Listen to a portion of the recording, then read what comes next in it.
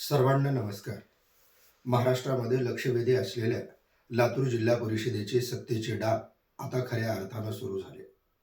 जनतेकडे जोपर्यंत मतदान करण्याची प्रक्रिया होती, तोपर्यंत जनतेने मतदान करून नेत्यांना दाखवून दिलं की तुम्ही एकमेकांना वाचून राहू शकणार नाही.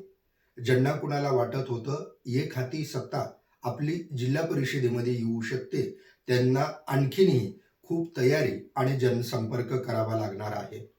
आता जे निकाल आलेले आहेत, त्या निकालामध्ये सर्वात मोठी खेळी कोण करू शकतं असं जर वाटत असेल, तर यामध्ये तिघांना खेळी करण्याची संधी आहे. एक भारतीय जनता पक्ष, कारण भारतीय जनता पक्षाकडं लातूर जिल्ह्यामध्ये 3 आमदार आहेत.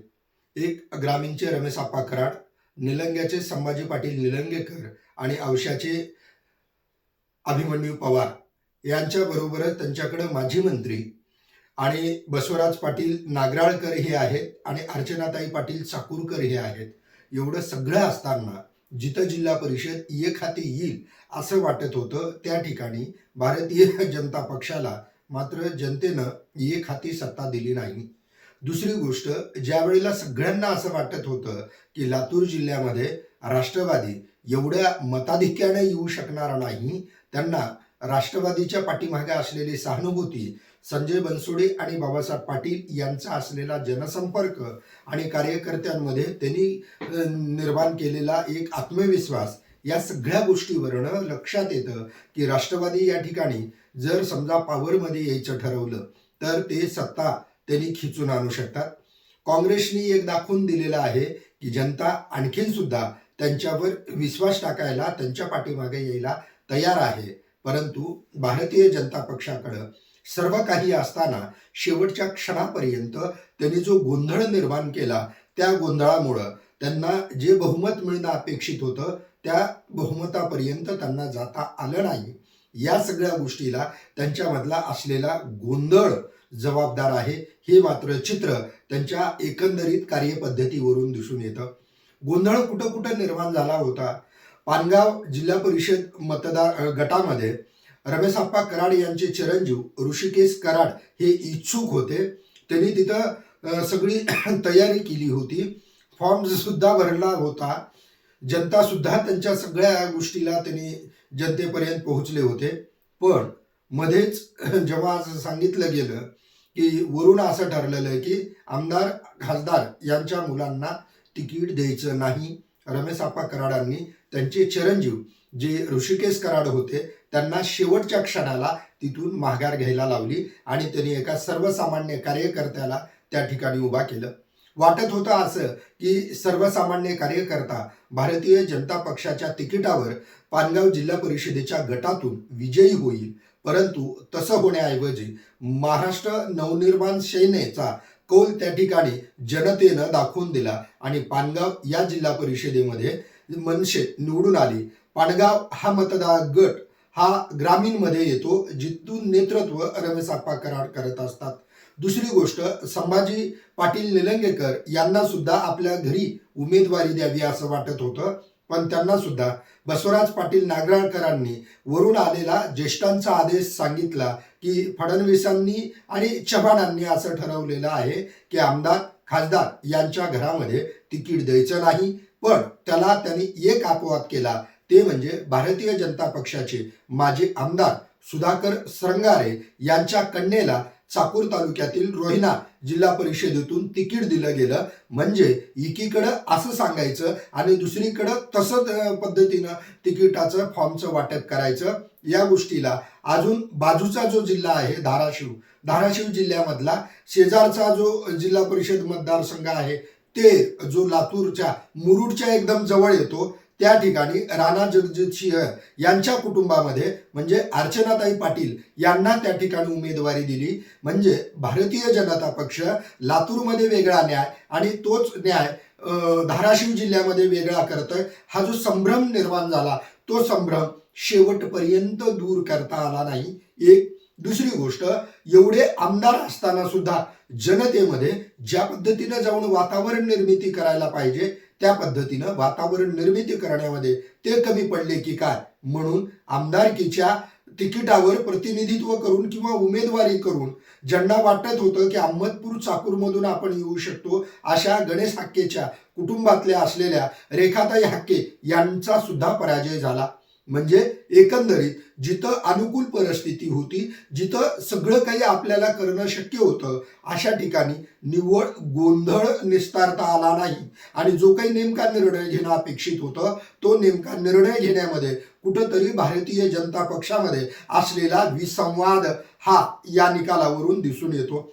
विसंवाद मग कुठं झाला असावा? विसंवाद रमेश आप्पा कराड, बसवराज पाटील नागराळकर, बसवराज पाटील मुरुमकर आणि संभाजी भैया निलंगेकर, संभाजी भैया निलंगेकर आणि अभिमन्यू पवार या सगळ्यांनी जर एका विचारानं, एका मनानं जर समजा यंत्रणा राबवली असती, तर निश्चितच लातूर जिल्हा परिषदेमध्ये एक हाती भारतीय जनता पक्षाची सत्ता येऊ शकली असती. नेमकं असंच मागच्या महिन्यामध्ये झालेल्या महानगरपालिकेच्या निवडणुकीमध्ये सुद्धा गोंधळ आणि जे काही बंडखोर झाले, त्या बंडखोरांना यशस्वी हाताळता न आल्यामुळं सगळं अनुकूल असताना सुद्धा सत्तेचा घास हिरावला गेला.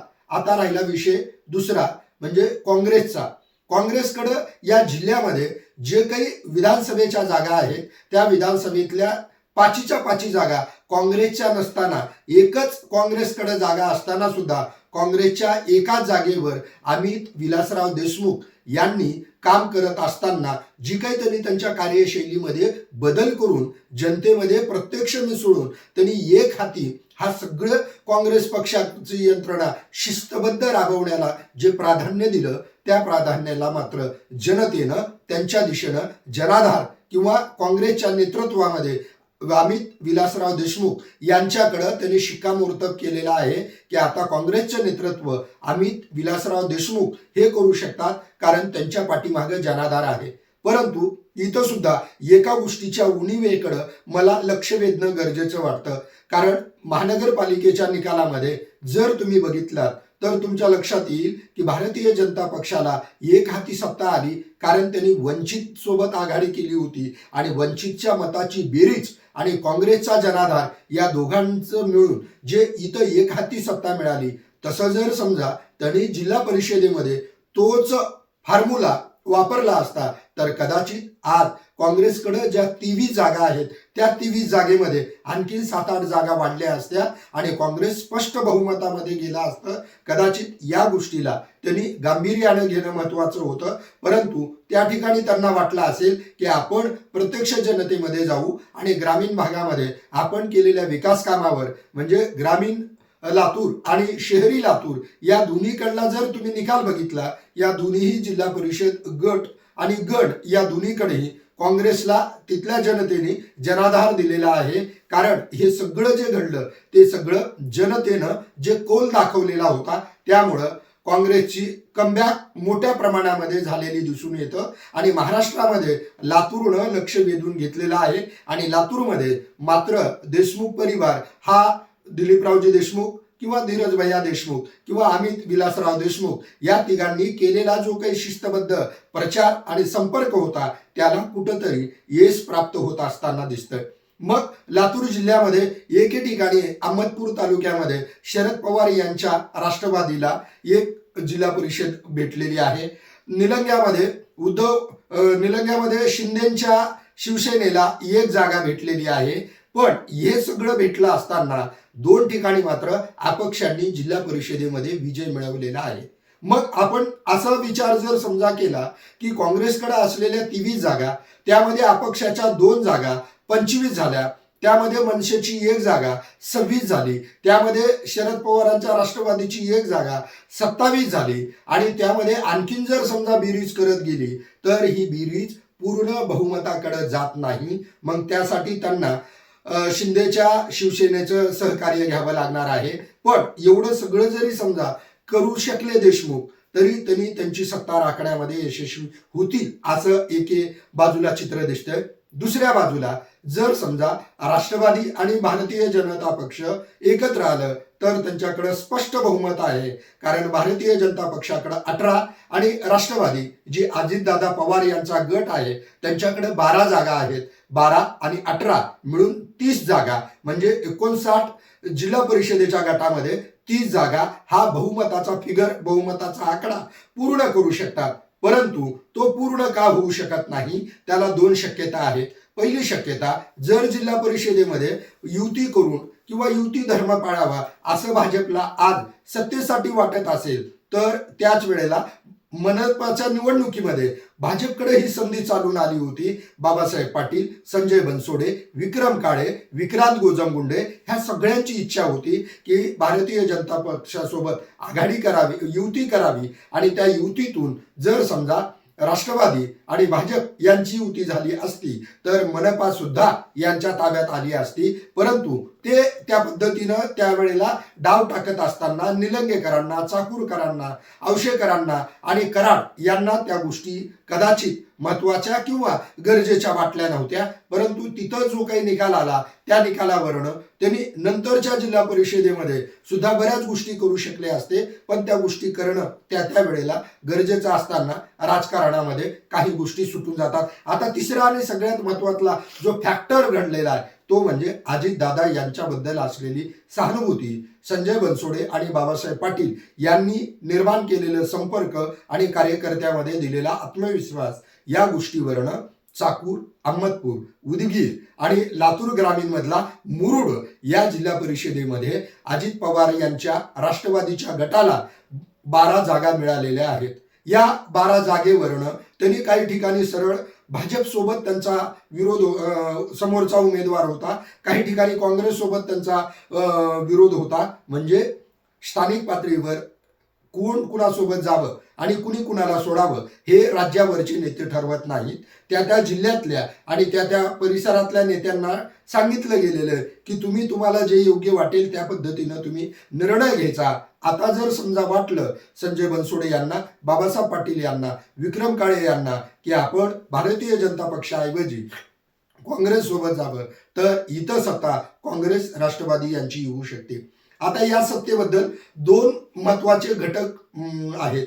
एक म्हणजे बाबासाहेब पाटील जे महाराष्ट्राचे सहकार मंत्री आहेत, त्या बाबासाहेब पाटील यांना अहमदपूर नगर परिषदेच्या निवडणुकीमध्ये सर्वात जास्त भारतीय जनता पक्षासोबत संघर्ष करावा लागला आणि त्यातली त्यात संभाजी पाटील निलंगेकर आणि बाबासाहेब पाटील एकमेकांच्या विरोधामध्ये होते. म्हणजे भारतीय जनता पक्षाचं नेतृत्व करत असलेले निलंगेकर आणि बाबासाहेब पाटील या दोघांमध्ये तेवढी वैचारिक मनोमिलन नाही. हा एक त्यांना दूर घेऊन जाणारा घटक आहे. पण दुसरा घटक असा आहे, हडोळती जिल्हा परिषद मतदारसंघातून भारतीय जनता पक्षाचे सभापती राहिलेले स्वर्गीय प्रकाश देशमुख यांचे चिरंजीव ॲडव्होकेट अजिंक्य देशमुख त्या ठिकाणी विजयी झालेले, त्यांचे जे चुलते आहेत आणि माजी जिल्हाध्यक्ष भारतीय जनता पक्षाचे राहिलेले दिलीपराव देशमुख मालक आणि बाबासाहेब पाटील या दोघांचे मैत्रीपूर्ण संबंध आहेत. त्यामुळे कदाचित ती शक्यता स्वीकारता येते. इकडं काँग्रेस सोबतची शक्यता दिलीपराव देशमुखांचे आणि बाबासाहेब पाटील यांचे, म्हणजे लातूरचे दिलीपराव देशमुख यांचे आणि बाबासाहेब पाटील यांचे, संजय बनसोडे, अमित देशमुख यांचे चांगले संबंध आहेत. त्यामुळे कदाचित त्या गोष्टी जर समजा एकमेकांना जवळ आणणाऱ्या ठरल्या तर या पद्धतीनं राष्ट्रवादी अध्यक्षपद मागून बाकीचे महत्वाचे पद काँग्रेसकडे देऊन इथं सत्ता आणू शकते किंवा राष्ट्रवादी भारतीय जनता पक्षाला आपल्याकडे अध्यक्षपद ठेवायचं आणि बाकीचं दुसरे सभापतीपद त्यांना द्यायचं. म्हणजे थोडक्यात या ठिकाणी विक्रम काळे, बाबासाहेब पाटील आणि संजय बनसोडे हे 3 आमदार, रमेशआप्पा कराड, अभिमन्यू पवार, संभाजी पाटील निलंगेकर हे 3 म्हणजे एकूण महायुतीकडं 6 आमदार असताना सुद्धा काँग्रेसच्या एका आमदारांनी मात्र स्वतःचं इथं या ठिकाणी यंत्रणा पद्धतशीरपणे राबवून आणि जनतेसोबत संपर्क ठेवून एक महाराष्ट्राला संदेश दिलेला आहे की काँग्रेस संपत नाही आणि जनतेचा आणखीन सुद्धा काँग्रेसवर विश्वास आहे. बघू पुढे काय होऊ शकतं. आतापर्यंत एवढंच आहे की मनपामध्ये झालेला जो काही राष्ट्रवादी सोबतचा व्यवहार आहे त्याचा हिशोब राष्ट्रवादी चुकता करू शकते आणि त्याचबरोबर काँग्रेस सत्ता खेचून आणू शकते. ही मात्र शक्यता लातूरच्या जिल्हा परिषदेमध्ये आहे. एवढंच. विचार आवडले असतील तर ID चॅनलला लाईक, शेअर, सबस्क्राईब आणि कमेंट करावं. थांबतो.